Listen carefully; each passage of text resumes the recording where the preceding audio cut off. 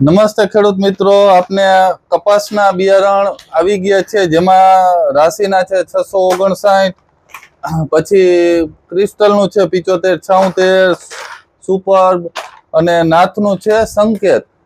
જે આ નામથી ચાલે છે અને 2 વર્ષમાં જેને ધૂમ મચાવી હતી છે સંકેત, જે લાંબી ગાળાની મુદત છે, અને નવાબ, જે આ બંને વેરાયટી લાંબા ગાળાની છે અને ટૂંકા ગાળાની વેરાયટીમાં ટર્બો કિંગ અને 75 76. ખેડૂત મિત્રો, મગફળીના પણ બધા બિયારણ હાજર છે. ગિરનાર 4 5, મીનાક્ષી 24 37 38 નંબર, કોઈ પણ 20 21 23 નંબર અને 100 નંબર, જે માર્કેટ માટે ધૂમ મચાવે છે. અરલી જવા 100 નંબર, જે ખૂબ ઓછા પ્રમાણમાં સ્ટોક છે અને છેલ્લો સ્ટોક છે.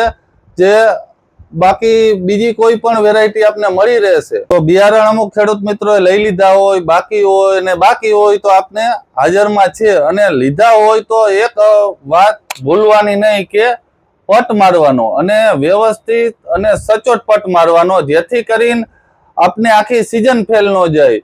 જો ફૂગનું પ્રમાણ હોય, ઉત્સુકના રોગ આવતો હોય, તો ફૂગ માટે આપણે સામાન્ય સાપ પાવડર મારી છે. અને એથી થોડાક ઊંચામાં જવું હોય તો આપણે વી પાવર, જે વિટાવેક્સ છે, જે પાવડરમાં આવે છે અને આ પ્રવાહીમાં પણ આવે છે. ત્યાર પછી આ બાયરનું એવરગોલ્ડ છે, BSF નું સિસ્ટીવા છે.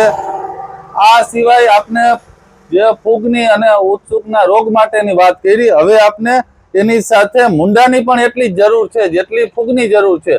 નકર આમાં ઉત્પાદન ઘણું કપાઈ જતું હોય છે. તો આપણે મુંડા માટે સામાન્ય આપણે FS નો ઉપયોગ કરતા હોય કે થાયોમેથાક્સામ 30%, અને આ બંને FS છે, આનો પણ ઉપયોગ કરી શકો. અને આ છે ફૂગ અને મુંડાની બંને એક સાથે આવે, જે PCT 410 છે.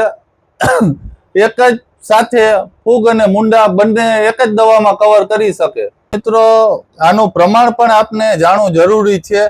જે આપને એવરગોલ્ડ આવે બાયરનું અને BSF નું આવે સિસ્ટીવા, આ બે માંથી કોઈ પણ 1 ગ્રામમાં 1 ml આપને નો પટ મારવાનો છે. અને જો આ પાવડર કોઈ પણ આપણે ઉપયોગ કરી તો આ 1 કિલોએ 5 થી 10 ગ્રામ પાવડરનો ઉપયોગ કરવાનો છે. અને આપને જે કાર્બોક્સી અને થાયરમ પ્રવાહીમાં આવે, આનો 2.5 થી 3 ml 1 કિલોએ પટ મારવાનો છે.